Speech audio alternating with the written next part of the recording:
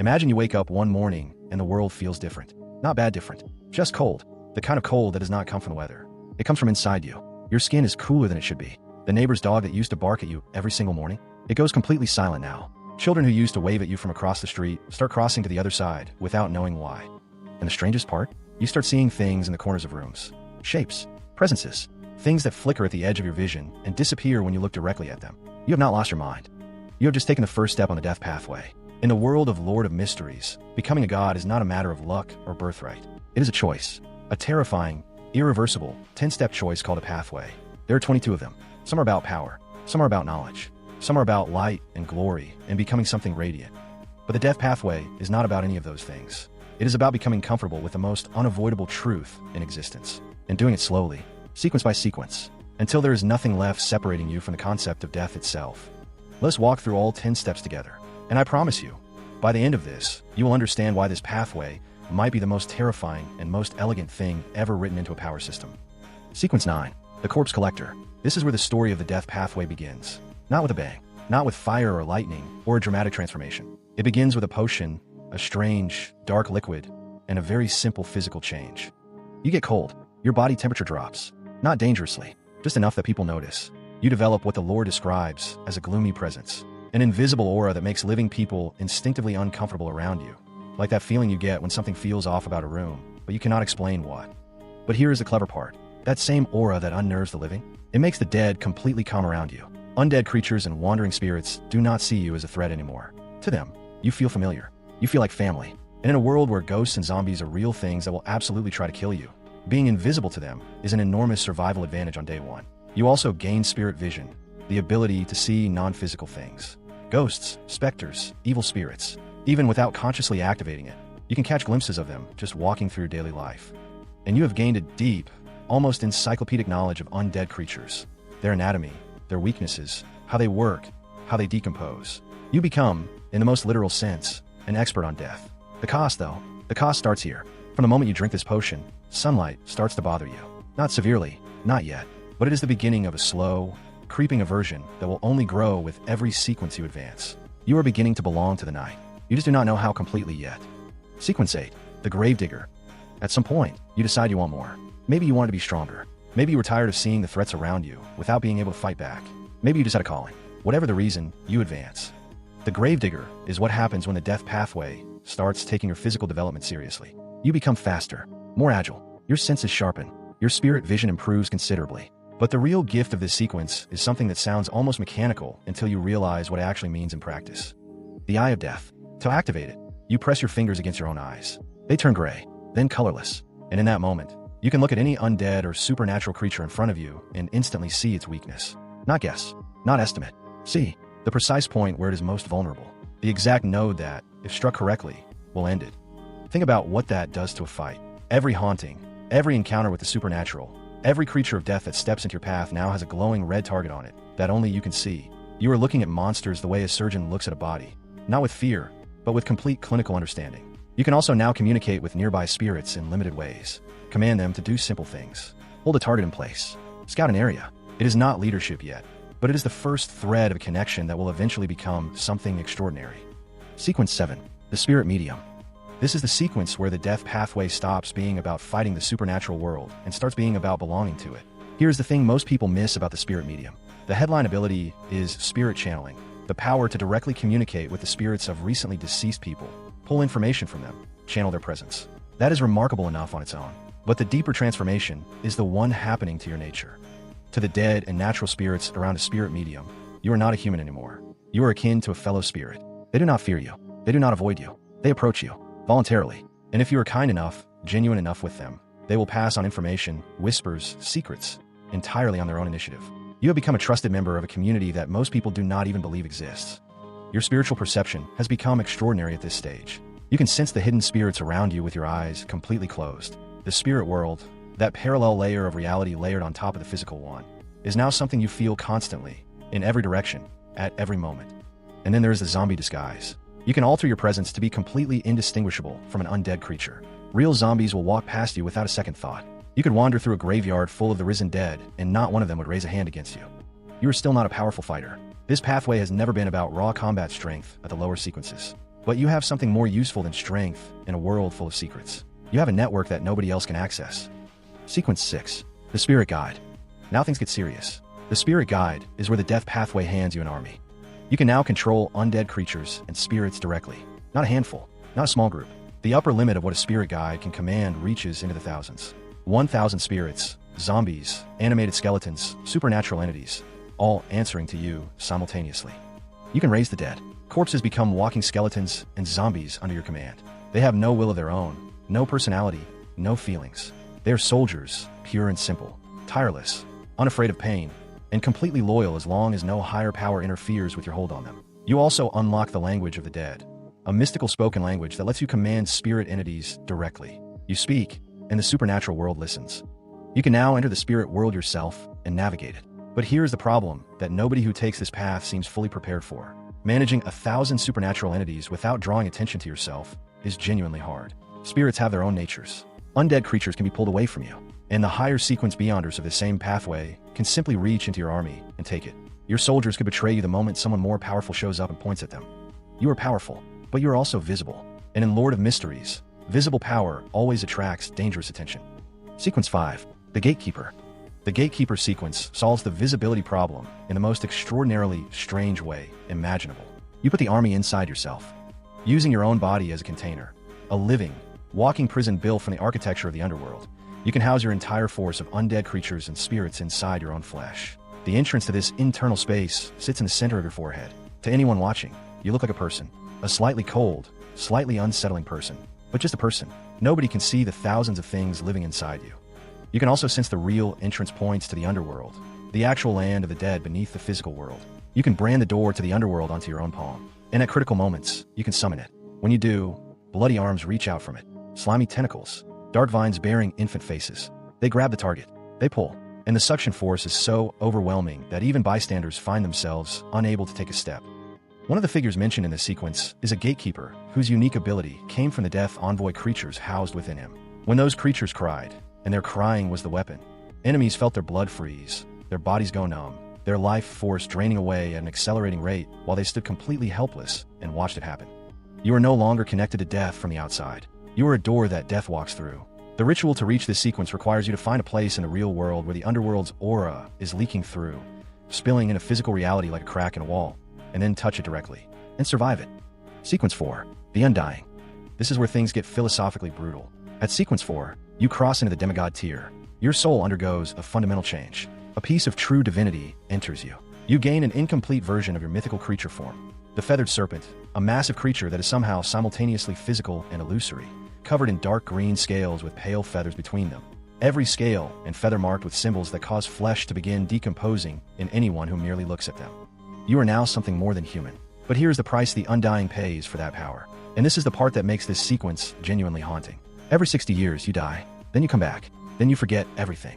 Your memories, your relationships, everything you built, everyone you knew, gone. You wake up with a lifelong lifespan and no idea who you used to be. You have to spend years, sometimes decades, slowly piecing together who you were. And then, 60 years later, it happens again. Every single cycle, you leave a death imprint in the river of eternal darkness, the great sacred river at the heart of this pathway's cosmos. And those imprints accumulate. If you die too many times, the river washes the imprints clean.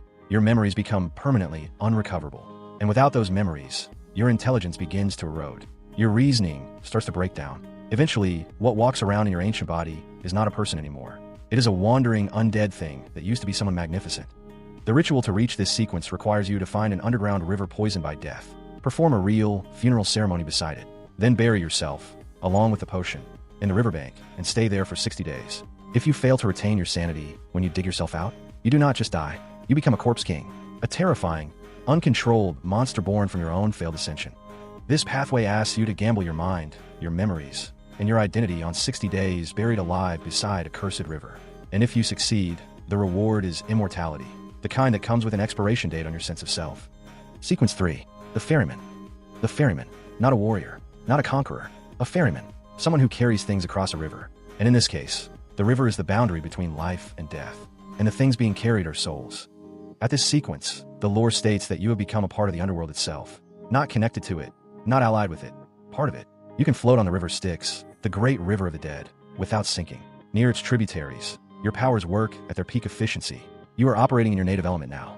Most forms of attack stop working against you at this stage. Physical strikes, conventional weapons, ordinary magical assault. Almost none of it reaches you effectively anymore. The lore describes this with a simple, devastating logic. It is as though no one can kill a dead person. You are already dead enough that death cannot find you. And then there are your hands. Your left hand brings irreversible death to anything it touches. Your right hand reverses that process and brings life back. You move back and forth between those two states with complete authority. The specialist of crossing, the one who decides which direction the soul travels. The language of the dead has evolved into a full magical system at this point. Spells of withering, enslavement, death, and spirit control all come from your voice. The ritual to reach this sequence is the most direct of all of them. You open the door to the underworld yourself. You walk through it, and you die inside the land of the dead while consuming the potion. You go somewhere that was designed to receive the dead permanently, and you come back anyway. Sequence 2. The Death Console. You are now an angel of death. And the first thing the lore makes clear about the Death Console is something that sounds impossible until you remember the context of this entire pathway. You can die, and you remain a Death Console. The boundary between life and death has stopped applying to you personally. You died, and you are still here, still in command, still fully yourself. Only through very specific and extraordinary means can a Death Console be completely erased. Simply killing you is not enough anymore. Your internal underworld has grown to house an entire army. Not hundreds, but vast numbers. You can summon creatures directly from the real underworld at will. Every death pathway, beyond or below your sequence, is nearly incapable of resisting your direct commands. Even angel-level undead creatures become vulnerable in your presence. And then there is the nation of the dead. You expand a domain across an entire city. Everything inside it that is not strong enough simply dies, instantly, and rises as an undead creature under your control. Even beings who have touched divinity begin to slowly wither and decay if they remain inside long enough. You can cover a city and empty it of the living in one extended breath. The ritual to reach this level requires you to either become the ruler of an actual layer of the underworld, a genuine political position in the kingdom of the dead, or transform an entire nation, every person and building and field and street, into a land of the undead, and seal the underworld gate inside it permanently. Those are your two options: govern hell, or create hell on earth. One of the real named Death Consuls in the story, Isaac Eggers, who was the son of Death himself and emperor of an ancient civilization, spent nearly 2,000 years cycling through that amnesia mechanism from Sequence 4, dying and waking as a stranger in his own long history, before the Tarot Club helped heal his fractured soul. Even his son of the god of death had to be put back together by his friends. Sequence 1. The Pale Emperor. One step from godhood, and every part of your existence now radiates a single message. Everything ends. The Pale Emperor does not need to try to intimidate. The aura they carry is automatic. They appear profoundly noble, completely empty of any living essence, like a figure from an old painting of divine judgment that has stepped out of the frame and started walking toward you. Every creature with a soul in their vicinity feels their thoughts beginning to dim, their body beginning to slow, their life fading, not violently, but inevitably, the way a fire fades when the air around it quietly runs out. Any target the Pale Emperor sees or points at dies. Instantly. No negotiation, no defense, no exception for rank or power below their level. The Pale Emperor can create a symbol in the air, resembling a great feathered bird or the coiled shape of the feathered serpent, that flies toward a target and fuses with them. The world around the target grows darker and darker. This symbol delivers something the lore calls final judgment, and the target is slowly weathered into nothing.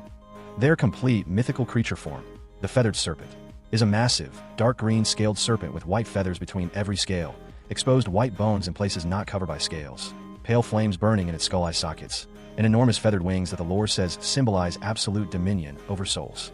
Anyone who sees it in this form begins to decompose. Looking at it is enough to begin the transformation into an undead creature. The ritual to reach this sequence might be the most ambitious single requirement in the entire story. Your name must become synonymous with death and the afterlife in the minds of most of the living beings across your entire domain. Not feared, synonymous. The word they think when they think of death. The concept they reach for when explaining where the dead go. Without the barrier that isolates the story's world, this requirement would span an entire star system. You are not becoming powerful. You are becoming a word in every living language. Sequence 0. Death. And here we are. Not the god of death. Not the lord of the dead. Not a divine ruler of the afterlife. Just death. The concept made real. The noun given a throne. For authorities come with this existence. The first is death itself. Elevated to a purely conceptual level. Life dies. Memories die. The connections between things die. The imprint left by something's existence dies. Not just bodies, not just spirits. The record that something ever was can be erased. The bond between two people who have loved each other for a lifetime can be cut. The memory of a person can be removed from every mind that ever held it. At this level, death is not an event. It is a state that can be applied to anything. The second is enslavement. Every being with a consciousness, living, dead, divine, ancient, incomprehensible, is subject to your absolute authority. The third is the undead authority. You are the origin of all undead things in your domain. Every monster, every ghost, every reanimated horror, they all trace their existence back to you as their ultimate source. The fourth is terminus. You are not just where the dying go. You are the destination of all death. Every life in your domain, when it ends, flows to you. You are the answer to the question every living thing eventually asks. The ritual to become death requires you to create or merge with a true final resting place for the dead, a real destination that every death in your entire world points toward. Every single ending must lead to the place you have made, or the place you have become. And the lore notes something remarkable about this requirement. Even beings who manage to seize the power of this pathway through other means, without rituals, without the normal process, were eventually driven by instinct to fulfill this same condition anyway. The authority itself desires it. The power wants to be pointed at something. The concept of death wants a destination, because that is what death always was in every story ever told. Not a villain, not a monster, not something to be feared or defeated. A destination. So here's the question I want to leave you with. The death pathway, from beginning to end, is about one thing underneath all the power in the armies and the divine authority. It is about the relationship between identity and time. The corpse collector loses their warmth. The gravedigger loses their ease with sunlight. The spirit medium becomes something the living instinctively fear. The undying loses their memories every 60 years, waking as a stranger to their own life, over and over, with the very real possibility that one day they wake up as nothing at all. And the question the pathway keeps asking, quietly, at every single step, is this. If you stripped away your memories, your warmth, your humanity, your connection to the living world, your fear of death, your experience of death, and finally death itself, what is left? The answer, according to the story, is the concept. The thing beneath all the flesh and fear and feeling. The pure, cold, final truth that everything ends. Which means the death pathway is not really asking you to become powerful. It is asking whether you're willing to find out what you are made of when everything else is gone. And whether what remains deserves to sit on a pale throne at the end of all things.